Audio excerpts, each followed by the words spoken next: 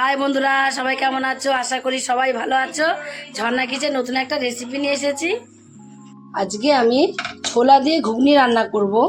এই ছোলা দিয়ে আমি ঘুগনিটা নিরামিষ ঘুগনি, এই নিরামিষ ঘুগনিটা আমি কিভাবে রান্না করব ছোলা দিয়ে, তোমরা প্রথম থেকে শেষ পর্যন্ত পুরো ভিডিওটাকে দেখতে থাকো। আর একটা কথা তোমাদের বলে দিচ্ছি, আমি সারাদিন বাড়িতে কী কাজকর্ম করি না করি, তোমরা যদি দেখতে চাও ঝর্ণার ঘর কোন একটা চ্যানেল আছে, সেখান থেকে তোমরা দেখে নিতে পারো। এখানে কটা ছোলা আমি ভিজিয়ে রেখে দিয়েছিলাম, এগুলো রাত্রেবেলা ভিজিয়ে রেখে দিয়েছি, তাই কত সুন্দর দেখো ফুলে ফুলে বড় হয়ে গেছে। এবার ছোলাগুলো আমি একটা প্রেসার কুকারের মধ্যে নিয়ে নেব। প্রেসার কুকারের মধ্যে নিয়ে সামান্য অল্প একটু জল দিয়ে দেবো, আর দিয়ে দেবো সামান্য অল্প একটু এর মধ্যে লবণ। ছোলাগুলোকে সিদ্ধ করে নেব। লবণ দিয়েছি, সামান্য একটু সর্ষের তেল দেবো, তাহলে ভালোভাবে সিদ্ধ হয়ে যাবে। এদিকে ডালটাকে সিদ্ধ করতে বসিয়েছি, সিদ্ধ করতে বসে এখানে দেখো নারকেল নিয়েছি, নারকেলটাকে একটু কেটে নেব। মালাই থেকে ছাড়িয়ে নিয়েছি, এবার নারকেলগুলোকে একদম ছোট ছোট টুকরো করে কেটে নেব। সব নারকেলগুলো দেখো ছোট ছোট টুকরো করে একদম কেটে নিয়েছি। এবার এগুলোকে এক সাইডে রেখে দেবো। নারকেলটাকে কেটে আমি এক সাইডে রেখে একটা আলুকে ছাড়িয়ে নিয়েছি, ছাড়িয়ে এভাবে গোল গোল করে পিচ পিচ করে কেটে নেব। ছোলাগুলোকে সিদ্ধ করে নামিয়ে নিয়েছি, নামিয়ে গ্যাসে একটা কড়াই বসিয়ে দিয়েছি।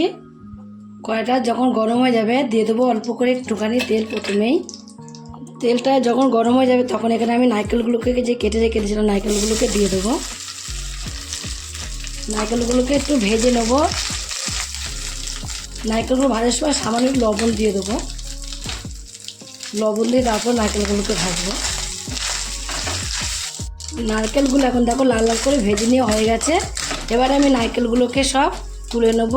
আমি অল্প করে দিয়েছি নারকেল, অল্প ওখানে ছোলা আছে তার জন্য অল্প করেই নারকেল দিয়েছি। তোমাদের যেটুকু লাগবে তোমরা সেটুকুনি নিয়ে নেবে।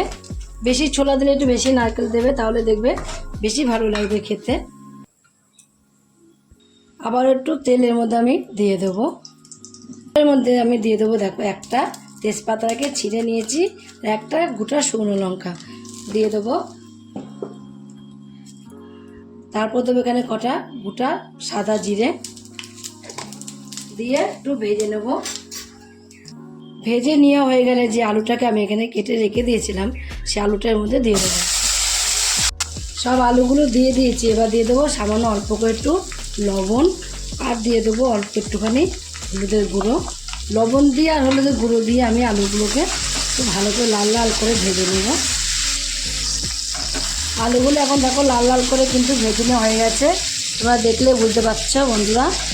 আলুগুলো ভেজে নেওয়ার পরে এবার আমি কিছু মশলা এর সাথে দিয়ে দেবো। এর মধ্যে প্রথমে হলুদের গুঁড়ো দিয়েছি, আর দেবো সামান্য একটু এখানে আমি হলুদের গুঁড়ো, পরিমাণ মতনই দিতে হবে। আর দেবো এখানে আমি লঙ্কার গুঁড়ো, 1 চামচে হাফ চামচ লঙ্কার গুঁড়ো দিয়েছি, আর 1 চামচে হাফ চামচ দেবো এখানে আমি ধনের গুঁড়ো, আর দেবো 1 চামচ হাফ চামচ এখানে আমি জিরের গুঁড়ো। পেঁয়াজ রসুন আমি এর মধ্যে দেবো না, পেঁয়াজ রসুন ছাড়াই করবো, নিরামিষভাবে করবো। আর 2 চামচ এখানে আমি আদা বাটা দিয়ে দিয়েছি। লবণ আগে দিয়েছি, তার জন্য অল্প সামান্য লবণ এর মধ্যে আমি দিয়ে দেবো। আরেকটা জিনিসের মধ্যে দেবো আমি দেখো এখানে 1 চামচ হাফ চামচও না, অল্প একটুখানি চিনি দিয়ে দেবো। চিনিটা দিলে অনেকটা টেস্টটা বেড়ে যায়, তার জন্য অল্প করে আমি এর মধ্যে চিনি দিয়ে দিয়েছি। দিয়ে এবার মশলার সাথে ভালোভাবে আলুগুলোকে কষিয়ে নেব। মশলাগুলো দেওয়ার পর একটু শুকনো শুকনো টাইপের হয়ে গেছে। এর মধ্যে এবার আমি সামান্য একটু জল দেবো, একদমই অল্প করেই দেবো। এর মধ্যে পেঁয়াজ রসুন যদি দিতাম তাহলে অনেকক্ষণ মশলাটা কষাতে টাইম লাগতো, কিন্তু আদা জিরে বাটা দিয়ে যেহেতু করছি তার জন্য মশলাটা বেশি কষাতে টাইম লাগবে না বলে অল্প করে জলটা দিয়েছি। এইটাও দেখবে যখন মশলাটা কষিয়ে নেওয়া হয়ে যাবে, দেখবে চারিদিক দিয়ে তেল বেরিয়ে আসবে, তাহলে বুঝবে যে মশলাটা কষিয়ে নেওয়া কমপ্লিট হয়ে যাচ্ছে। এবার আমি ভালোভাবে মশলাগুলোকে কষিয়ে নেব। দেখো চারিদিক দিয়ে তেল বেরিয়েছে, তোমরা দেখলে বুঝতে পারছো কীরকম তেলটা বেরোচ্ছে। দেখো এগুলো কিন্তু কোনো জল না, যে জলটা আমি দিয়েছিলাম জলটা একদমই শুকিয়ে এবার এটা তেল বেরিয়ে গেছে। এবার এর মধ্যে আমি যেই সিদ্ধ করে রেখে দিয়েছিলাম ছোলাগুলোকে, সেই সিদ্ধ করে রাখা ছোলাগুলো এর মধ্যে আমি দিয়ে দেবো। সিদ্ধ করে রাখা ছোলাগুলো দিয়েও কষিয়ে নেবো আর একটু কিছু সময়। অনেক সময় দেখবে ছোলা ভিজিয়ে রেখে দিচ্ছি, খাওয়া হচ্ছে না। অনেক সময় সিদ্ধ করে ভিজিয়ে খাওয়ার জন্য ছোলাগুলোকে ভিজিয়ে রেখে অনেকে খায় না, ফেলে রেখে দেয়, খাওয়ার টাইম পায় না, তখন সেই ছোলাগুলোকে না ফেলে দিয়ে তোমরা এইভাবে ছোলা দিয়ে একদিন ঘুগনি রান্না করে খেয়ে দেখবে কেমন লাগে খেতে। এর মধ্যে অল্প একটু চাট মশলা আমি দিয়ে দেবো। চাট মশলা দিলে দেখবে আরও টেস্টটা বেড়ে যাবে। এর মধ্যে আমি একটু টমেটো সস দিয়ে দেবো। তোমরা যদি মনে করো টমেটো সস দেবো না, তাহলে তোমরা একটা টমেটোকে কুচি করে এর মধ্যে দিয়ে দিতে পারো। আবার একটু কষিয়ে নেব একদম। এখন দেখো আমি 1 মিনিট বাদ, এখন দেখো আমি কিছুক্ষণ পরে তোমাদের দেখাচ্ছি। দেখো একদমই তো কষিয়ে নেওয়া কমপ্লিট হয়ে গেছে। এবার এর মধ্যে আমি জল দিয়ে দেবো। ছোলাগুলো সিদ্ধ করে নিয়েছি আর আলুগুলো কষাতে অনেক সিদ্ধ হয়ে গেছে, অল্প করে জলটা দেবো। এবার ঝোল ঝোল হলে ভালো লাগবে না, একদম শুকনো শুকনো টাইপের করে রান্না করতে হবে। এবার আমি যে জলটা দিয়ে দিয়েছি, জলটা দেওয়ার পরে এর মধ্যে আমি যেই নারকেলগুলোকে ভাজা করে রেখে দিয়েছিলাম, সেই নারকেলগুলোকে এবার এর মধ্যে আমি দিয়ে দেবো। নারকেল ভাজা দিলে আরও, নারকেল যদি ভাজা করে দেওয়া যায় এর মধ্যে দেখবে আরও টেস্টটা অনেকটাই বেড়ে যাবে। নারকেল ভাজাটা দিয়ে মিশিয়ে নিয়েছি। এবার আমি ঢাকা দিয়ে রেখে দেবো কিছু সময়। গ্যাসটা একটু লো ফ্লেমে রেখে দেবো। কিছুক্ষণ পর ঢাকনাটা খুলে দেখবো। দেখো ঢাকনাটা খুলে এখন কিন্তু আর যতটা আমি জল দিয়েছিলাম ততটা ঝোল কিন্তু এখন একদমই নেই। আলুগুলো তো একদমই সিদ্ধ হয়ে গেছে আর ছোলাগুলোকে আমি আগেই সিদ্ধ করে রেখে দিয়েছিলাম। এবার আমি নামিয়ে দেবো। নামানোর আগে একটু মেথি পাতা নিয়েছি, মেথি পাতাটা একটু ছিটিয়ে দেবো এভাবে।